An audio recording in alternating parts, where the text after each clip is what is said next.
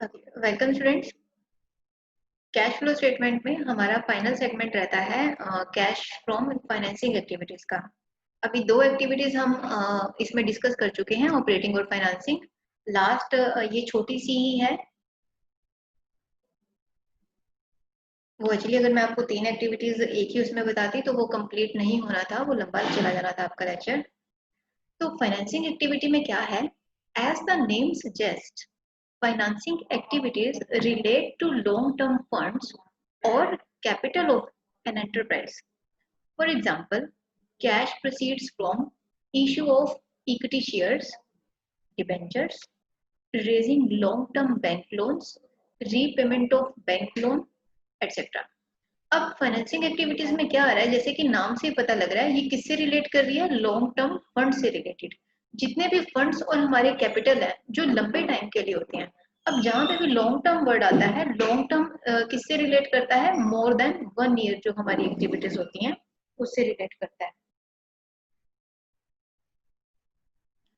एक साल से ज्यादा में फंड एक्टिविटीज हमारी फाइनेंसिंग है। एग्जाम्पल, जैसे cash proceeds from issue of equity shares, debentures.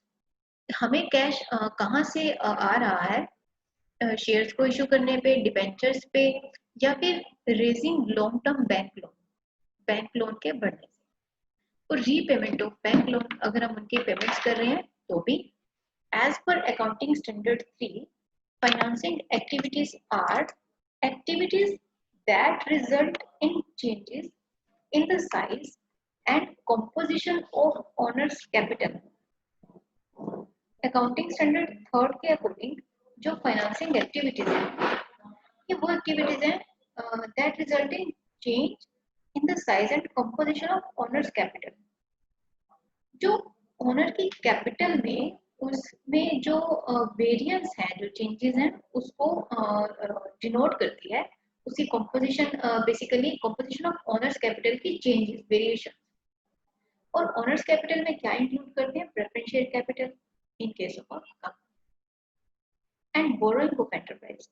अगर कंपनी कुछ ले रही है, उसकी बोरोइंग्स हैं, तो वो भी हमारी इन्वेस्टिंग का, सॉरी, फाइनेंसिंग का पार्ट है।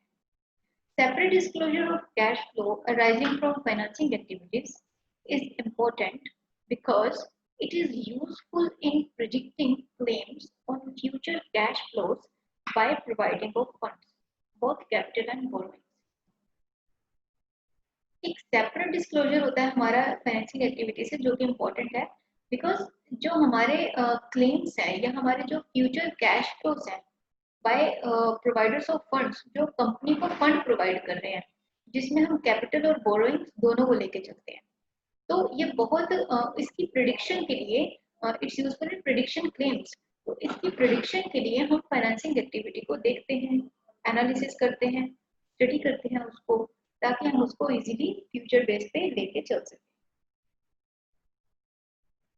एग्जाम्पल है फाइनेंसिंग एक्टिविटी के, जिसमें हम इनफ्लो और आउटफ्लो दोनों डिस्कस करते हैं। Cash inflows from financing activities. पहला है cash proceeds from issuing shares, equity और प्रेफरेंस। जब हम शेयर्स को इशू करते हैं तो उससे हमें जो कैश जनरेट हो रहा है। अब शेयर्स में कौन से आते हैं? इक्विटी और प्रेफरेंस दोनों आते हैं। सेकंड, ये हमारा किस में आता है? इनफ्लो में। Cash proceeds from issuing debentures, loan, bond and other short term borrowings. और अगर आप लोन, बॉन्ड्स या डिबेंचर्स इनको इशू करने पे अगर आपको कैश जनरेट हो रहा है, तो वो भी हमारी फाइनेंसिंग एक्टिविटी में इनफ्लो का पार्ट है। Next comes with cash outflows from financing activities. अब हमारे आउटफ्लोज कैसे होंगे? आउटफ्लोज किससे रिलेट करते हैं? पेमेंट से रिलेटेड। तो फर्स्ट पॉइंट आता है इसमें cash repayments of amounts borrowed. जितना आपने अमाउंट बोरो किया, यानी कि कहीं से लिया, तो उनकी पेमेंट्स या फिर रीपेमेंट्स, उनको दोबारा पेमेंट करना, ये भी किसमें आ गया? हमारा फाइनेंसिंग एक्टिविटी में। Next point is interest paid on debentures and long term loans and advances. जो आपने लॉन्ग टर्म लोन लिया है या एडवांसेस लिए हैं, उनके ऊपर आप क्या कर रहे हैं, इंटरेस्ट पे कर रहे हैं। ये ध्यान रहे कि जो हमारे एडवांस या लोन है वो लॉन्ग टर्म होने चाहिए, उसके ऊपर आपका इंटरेस्ट पे करना is the part of your cash outflow in financing activity. ये सारे खर्चे हमारे फाइनेंस से रिलेटेड हैं। इसी तरह डिबेंचर्स के ऊपर भी अगर आप इंटरेस्ट पे कर रहे हैं तो भी ये आउटफ्लो का ही पार्ट है फाइनेंसिंग का। Last one is dividends paid on equity and preferential capital. अगर आप इक्विटी या प्रेफरेंशियल कैपिटल के ऊपर डिविडेंड पे कर रहे हैं, इसमें भी हमारा कैश आउटफ्लो ही होगा, यानी कि हम पेमेंट्स कर रहे हैं। Next, it is important to mention here that a transaction may include cash flows that are classified differently. अब यहाँ पे आपको बहुत इम्पोर्टेंट है मेंशन करना कि ट्रांजैक्शंस में क्या इंक्लूड कर रहे हैं, कैश फ्लोज, जिनको हम अलग अलग क्लासिफाई करके चल रहे हैं। For example, when the installment paid in respect of fixed asset acquired और deferred payment basis includes both interest and loan। अब इसमें एक एग्जांपल लेते हैं, जब हमने इंस्टॉलमेंट पे किया in respect of fixed asset acquired. अब फिक्स्ड एसेट को खरीदने के टाइम पे जब हम इंस्टॉलमेंट पे कर रहे हैं, ओके, और उसमें इसी तरह से अगर हम कोई इंटरेस्ट है या लोन है उसका इंटरेस्ट पे कर रहे हैं, या interest element is classified under financing activities and the loan element is classified under investing activity.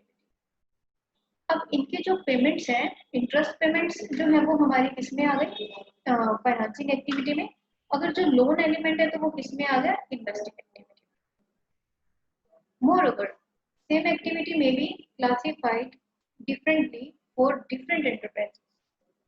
इसी तरह से ये सेम एक्टिविटी जो है वो क्लासिफाई की जाती है अलग अलग तरह से अलग अलग एंटरप्राइजेस के साथ। For example, purchase of shares is an operating activity for a share brokerage firm,